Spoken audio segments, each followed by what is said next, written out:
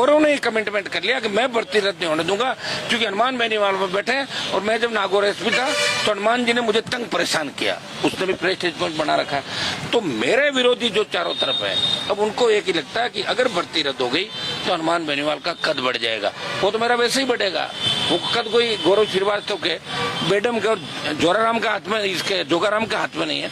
इनके तो खुद के पोती बच्ची को पूछा कि बेटा आप नकल क्यों कर रही हो, बोले दादू ने कहा कि नकल में बेटा अक्ल होनी चाहिए, तो थोड़ा मैंने अकल का उपयोग नहीं करेगा इसलिए पकड़ी गई, नहीं तो मैं नहीं पकड़ी जाए। दादू हमें यही सिखाते हैं। तो ये कहानियां राजस्थान की है। अब इस राजस्थान को हमें बदलना है। लग रहा है कि अभी हमारा और कोई संघर्ष या कोई तपस्या होगी जो बाकी है, वो सड़कों में हम करेंगे निश्चित रूप से। झुकाएंगे राजस्थान की सरकार को, दिल्ली को भी दिखा देंगे कि हम उससे ज्यादा ताकतवर हैं जितने हम पहले थे। जवाहर सिंह बेडम का पलटवार आया आपके बयान पर। कौन से बयान पे? हनुमान बेनीवाल। कौन से बयान पे? जैसे बेडम को जो दिया था, मैडम का क्या था? मैडम। अच्छा, वो पीछे से कहा, उनको सुनाई नहीं दिया था मुझे भर्ती, उन्होंने कहा मैडम। तो भाई मैंने कहा मैडम हो गया, क्योंकि इनका आधा समझ में नहीं आता ना।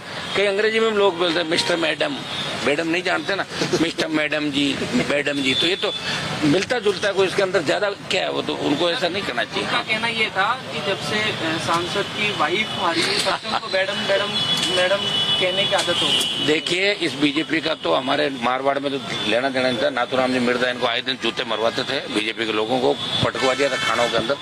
जांच में मेरा ही परिवार भाजपा को नागौर जोधपुर में लेके आया, और भाजपा के तमाम जो बेडम भजनलाल घूम रहे हैं ना, अगर मेरा वसुंधरा झगड़ा नहीं होता तो ये कहीं झाड़ू लगा रहे होते पार्टी कार्यालय के अंदर, क्योंकि कोई औकात नहीं थी।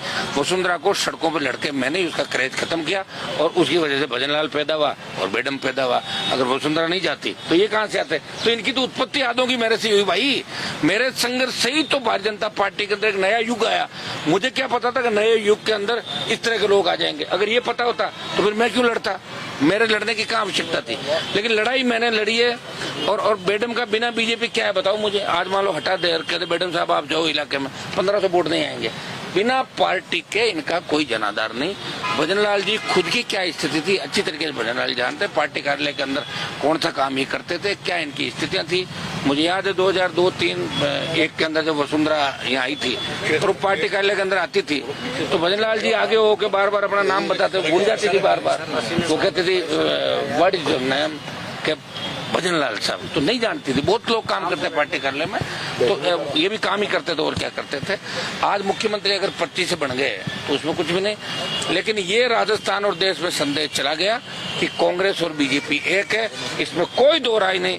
अब राजस्थान के जवान को, जनता को सोचना है कि आप ये सोचिए, ये तो हम लोग बैठे हैं, तब छोटा मोटा न्याय आपको मिल रहा है। अगर सोच लो कि हम माइनस हो जाएं, लड़ाई बंद कर दें और हम भी सत्ता के पिछले को बन जाएं, तब राजस्थान का क्या होगा मेरे भाइयों। तो राजस्थान के जवानों को सोचना, तैयारी कर लो अगले आंदोलन की। दिखा देंगे सबको कि हम भर्तियां भी रद्द कराना जानते हैं, हम सरकार के सिस्टम को बदलना जानते हैं। जिन्होंने वसुंधरा का क्रेज खत्म कर दिया, वो भजनलाल उनके सामने क्या बेचते हैं, वो समय भी आ जाएगा। तो कोर्ट की उसकी अगली सुनवाई का वेट करेंगे हम कल फैसला, मैंने आपको बता दिया कि कल फैसला करेंगे। देखिए, दिल्ली कूच या किया नहीं किसी ने, इसलिए मैं ही मेरा रिकॉर्ड तोड़ूंगा। मुझे करना कुछ तो किया तो था, हो तो गया।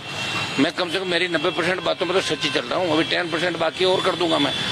कल हम फैसला करेंगे, क्योंकि दिल्ली का कूच हो, कम से कम 1 लाख लोग दिल्ली कूच के अंदर होने चाहिए, तब जाके सरकार की सांस फूलेगी दिल्ली वालों की। और भजनलाल को डांटेंगे, ये तुमने क्या किया, दिन भर मिठाई खाते रहते हो, या ये जो करते हो आप, खाने के अलावा ध्यान नहीं रखते कि राजस्थान का ये इधर क्यों आ रहा है हमारी तरफ। तब पता लगेगा, अगर वही हम पता लगवाना चाहते हैं। दिल्ली कूच हमारा निश्चित है, कल हम तय करेंगे कि इसको किस तरीके से कैसे करके।